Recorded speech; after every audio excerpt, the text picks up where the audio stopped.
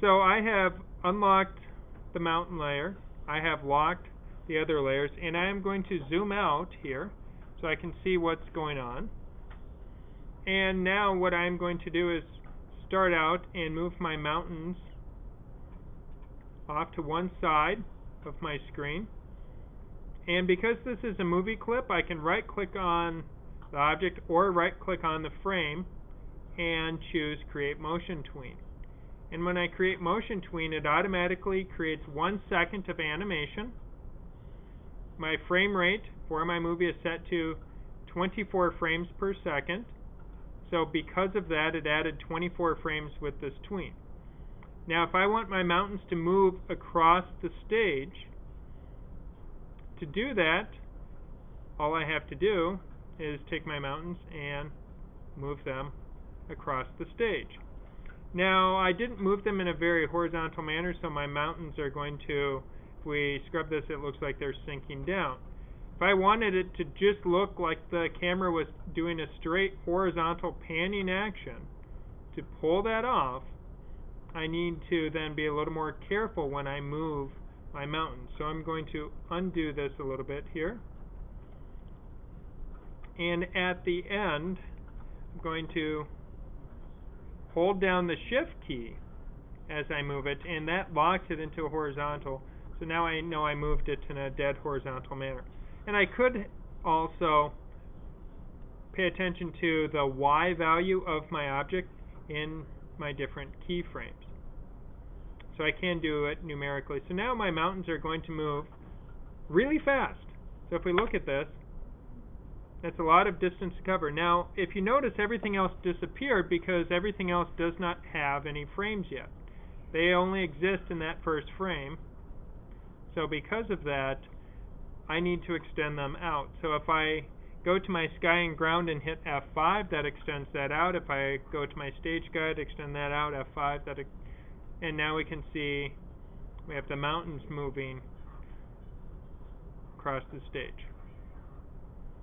Now if I want to move my house or do something with that, I'll need to animate that differently, but I'm not going to concern myself with it yet. Now this is a lot of mountain to move over a very short window of time. To give it a more leisurely pace, I need to extend it out for a greater duration of frames. If I put my cursor near the end of my tween span, so notice, again, being aware of the surroundings, the mountain layer now has a new icon on it. It has the little motion tween icon, and the space here, this tween, which is now blue instead of the frames gray. If I want to extend that out, if I put my cursor near the end of that, I can then just click and drag it out. So that now extends it out, and we can now see that the mountains are going to move at a little more leisurely pace. So they're extending for about 2.5 seconds instead of 1 second. Now, to extend my background or my guide layer out, I will need to F5 those layers to extend those out. Now, I can save this, test my movie, and see it's still moving pretty quick. And at the moment, it goes through, and what I want to have happen is at a later point, I want my house to emerge on stage, and we'll cover that in. Alright, so to get my house to show up at the middle, I want my house to come on screen at about frame 33 or so. So to do that, I can just click on the house's frame right here, and I can just drag that over. So now the house wasn't here, it starts here. Now it doesn't make sense.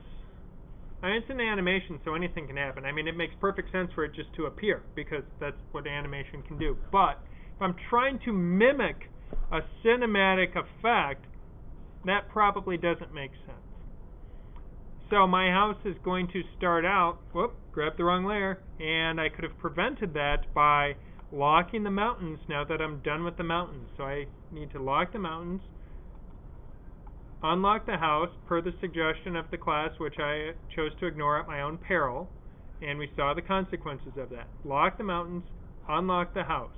Now I'm going to move the house over, and start the house off screen. Now, I can notice that the house is between these two mountain parts here, and as long as I get it somewhere else on screen, that makes sense that the house is going to cover more ground and move faster than the mountains. That fits with a visual phenomena called parallax. Objects in the distance move slower across our field of vision than objects up close. But it makes sense if you think about it from the concept of if something is far away, we're able to see a greater physical distance. So when it moves from left to right across our whole field of view, it physically has to cover more space. If it's right in our face, it goes across our field of vision very quickly. So I have this. I'm going to extend out my house, and I could add the tween first or hit F5 to add frames and then turn on tweening. It really doesn't matter, because if I say create motion tween here, it didn't give me any frames yet. I'm still at 1 frame, so now I can hit F5. I can now move my house on screen. So now the house animates in. We'll see the mountains go, and then the house comes in. We can see mountains and house, and it gives me, it's happening very quick at the moment, but we now can see that it's working. And I'm testing my movie by choosing Control Test Movie Test, which is Command Return or Command Enter. So that's what I keep hitting on the keyboard to get that to show up. So now we can see that we're making progress. The mountains move, the house tweens in. So now at this point, we're ready to maybe animate the clouds in the background and have those moving at their own pace. Each one I could move a little bit differently, so we could get these very dynamic looking clouds occurring up in the sky. So to create the zoom, so I can create the effect that I'm zooming in on my object, what I want to do is I'm going to allow that to take place over the course of about a second. So I'm just going to click further out, 25 frames. Now I'm clicking on the layer I'm trying to affect. So I click on this layer, the house layer, and I'm going to hit F6. Doing so inserted a keyframe for the house. So I'm going to undo that, repeat that process. I click in the timeline on the layer further out where I want to add frames, and I could hit F5. But if I hit F6, it puts in the keyframe that I know I want, because now that I have this keyframe, I am going to use the free transform tool and modify my house artwork, and I'm going to make the house get bigger. So we can see the house comes on screen, and then we're going to zoom in on the house. Now my mountains disappeared because their frames were over, so I need to extend out some of my other layers. So I can hit F5. On the mountains, I can hit F6 as well. If I unlock my mountains, I could now take those mountains and zoom those in a little bit, so it gives me that visual sensation of I am now zooming in on my artwork. So we can now see that happen. Now, you're highly recommended when you are animating to grab the playback head, the red bar, and scrub your timeline to get a sense of what your animation is. And if you know that 24 frames is about 1 second, if you eventually start to get used to moving your hand at that speed. So you get this sense of movement. So it's really important to extend your layers for however long you need them to exist, and it's just F5. So as long as I want to keep working with these layers, and I can extend layers out and move keyframes around even when the layer is locked. Locking a layer only prevents me from adding or modifying the artwork on that layer, so that's a really important point as well. So if I want these to extend out, and I do, and we'll learn why momentarily. So I can just click out somewhere in the timeline on these and hit F5, and now they extend out. And they just will keep going. So if I hit F5 again, we can see, for however long I need them, they can just keep extending out.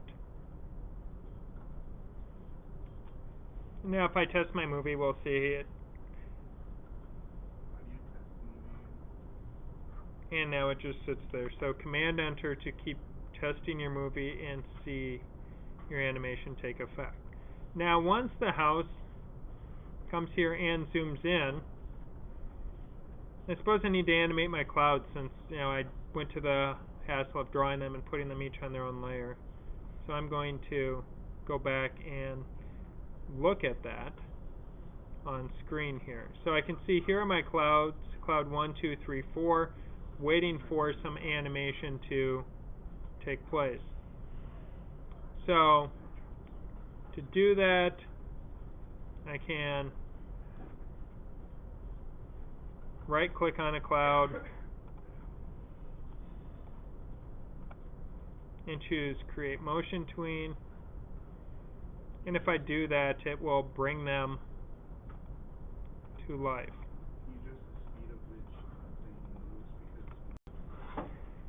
So I drew my bird shape, converted it to a movie clip. If I double click on it, it dumps me into symbol editing mode, and I can see now I'm on frame 1. All my other layers disappeared. Once that occurs, I can hit F7 to draw the next frame of my bird, and I will notice I can't see it unless I turn on onion skinning. When I turn on onion skinning, then at that point I can draw my bird, and this is just going to be a really fast drawing for a bird. How did you convert to a movie clip? And the drawing was converted to a movie clip by pushing F8. Created the artwork in F8, the same way we always convert to a movie clip. Now I'm hitting F7.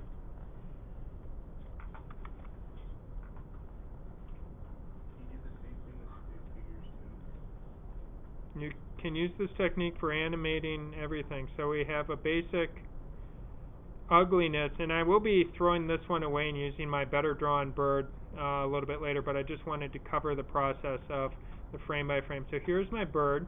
Now if I play it, we can see it goes really fast. If I want to extend that out, I can now take each one of these frames, click on it, and hit F5 to make each frame become 2. So now my bird is a little bit slower. Instead of being 4 frames long, it's 8 frames long. Still pretty quick, but it's a start.